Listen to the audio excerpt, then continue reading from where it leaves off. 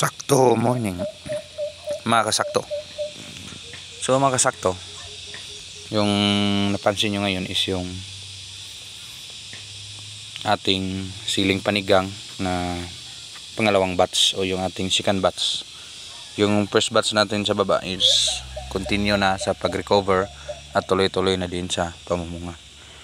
Dito yung kasagsagan nating first second tanim ng ating F2 doon sa ating, o kaya ito ay isa ng apo sa ating dong pinabuto na kanlaon variety o yung kanlaon panigang. So ito yung ginawa ko ngayon. Yan. So raming talbos. Again, sa pagtatanim, kung bunga lang, ang prinsipyo ko is ayoko ng tanim ng tanim. Yung puno is palitan na naman ng bago, tapos magumpisa na naman na magtanim. So yung gastos dyan is napaka heavy o yung mabigat na pasanin. Sa ganitong edad ng ating sili, sa ganitong paraan, ayaw natin na may sisibol na sanga sa baba. So gusto natin siyang kuna ng talbos doon sa ilalim. So pansin nyo, yan, kinuha ko, yan, malinis na. At yung mga first bunga gaya nito, ayaw natin siyang ipa-develop ng malaki. Hindi natin siya palakihin kasi yung puno is hindi pa ganoon ka-consistent na magdala ng bunga. Yun ang term yun. So dito hindi ko pa na-prune. So gusto ko itong ikapakita sa inyo kung paano natin ito ginawa. So ito yung sili. Yan. So yung edad dito is nasa mga 2 linggo after transplant, mga sobra-sobra, mga ganyan. So medyo malaki ng edad sa ating sili.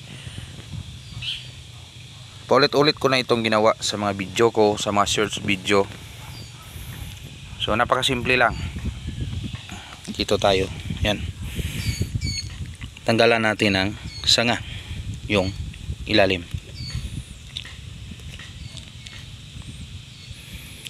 Sana kung may tagahawak tayo ng cellphone, hawakan kasi ito ng 2 kamay bago ito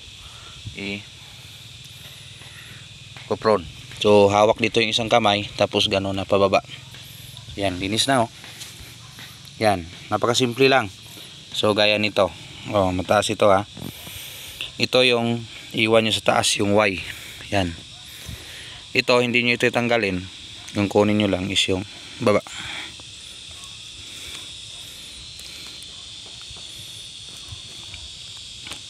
So yan.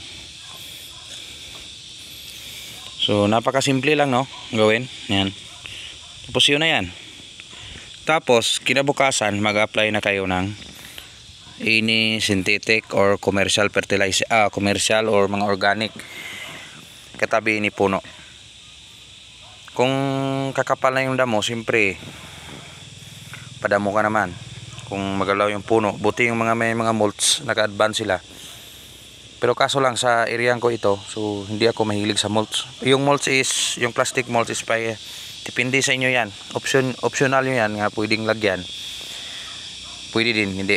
Sa akin, para sa akin, hindi ako nasanay ni mulching. At ito naman, second is yung mga early bunga. Ito, yung unang bunga, gaya nito. Sa ganitong edad, tinatanggal ko talaga. Marami akong dito tinanggal mga bunga, oh. Ayaw ko siyang ipa-develop ng malaki. Hindi ko siya gustong mahinog sa puno. Kasi yung puno niya is hindi pa ulitin na naman natin. Hindi ganoon ka consistent na magdala ng bunga. So dapat ito kinukuha talaga. Yan.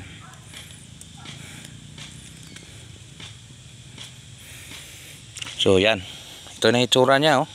pangit tingnan, no? Naiwan lang yung Y. Tapos yung natira is yung dahon na lang sa sanga na lang sa taas. So yun ang continue magbigay ng bunga. At least may marami siyang sanga dito sa ilalim, malinis na. Kung mag-apply kayo ng insecticide or synthetic organic o synthetic fertilizer, direct na sa taas yung nutrients niya na mahihigop sa ilalim. So abangan nyo lang sa mga next video natin kung anong mga pagbabago sa ating tanim na kanlaon panigang, kung may ihambing ba kayo na katulad din ito yung ginagawa. So yan lang muna kunting update dito sa ating area, Canlaon City, Negros Oriental. Kailangan magtanim nang sa ganon, kung may ani-anihin marami man at subok na quality yung bunga nyo. Salamat, Insakto TV.